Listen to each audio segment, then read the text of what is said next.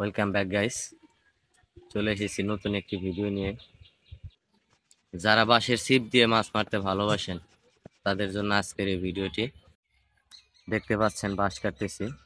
এখান থেকে শুধুমাত্র একটি বাতি নেব, আর একটি বাতি দিয়েই তৈরি করব স্মুথ এবং শক্তিশালী একটি ছিপ।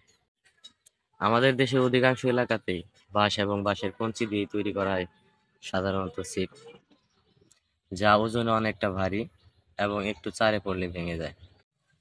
আজকের ভিডিওতে আপনাদেরকে এমন একটি বড়শির ছিপের ধারণা দিচ্ছি যেটি ওজনে হালকা, স্মুথ এবং এতটা শক্তিশালী যে 4 থেকে 5 কেজি মাছ আপনি অনায়াসে তুলতে পারবেন। একটু যত্ন নিলে 8 থেকে 10 বছর অনায়াসে ব্যবহার করতে পারবেন আপনি এই ছিপটি। শুধুমাত্র বছরে 2-1 বার সরিষার তেল অথবা নারিকেল তেল ব্যবহার করলেই ছিপটি নিরাপদ।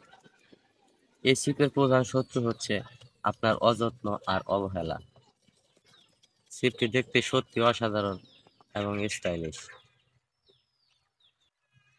যারা বাঁশ এবং বাঁশের কঞ্চি দিয়ে ছিপ বানিয়ে মাছ ধরেন, আপনারা অবশ্যই এমন একটি ছিপ বানিয়ে নেবেন।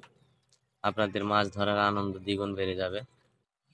এই ছিপটি আমি প্রথমে ছোট মাছ ধরার জন্য ব্যবহার করলেও এখন ছোট এবং বড় উভয় ধরনের মাছ ধরার জন্য এই ছিপটি ব্যবহার করতেছি।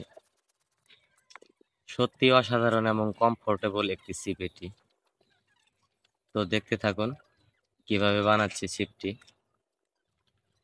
আমি আপনাদেরকে আগামী ভিডিওতে দেখাবো কিভাবে পরিত্যক্ত একটি জুতা দিয়ে কিভাবে দামি একটি বড়শির টোন বানানো যায়। তো অবশ্যই আগামী ভিডিও মিস করবেন না, অবশ্যই দেখবেন। আপনাদের সবার দেখার আমন্ত্রণ রইল। আপনাদের কাঙ্ক্ষিত সেই ছিপটি প্রায় বানানো শেষ। তো দেখতে থাকুন। ভিডিও ভালো লাগলে লাইক, কমেন্ট, শেয়ার করতে ভুলবেন না। নতুন নতুন ভিডিও পেতে অবশ্যই সাবস্ক্রাইব করে রাখবেন। দেখতে পাচ্ছেন কতটা সুন্দর এবং স্টাইলিশ ছিপটি। সবাই ভালো থাকবেন। আল্লাহ হাফেজ।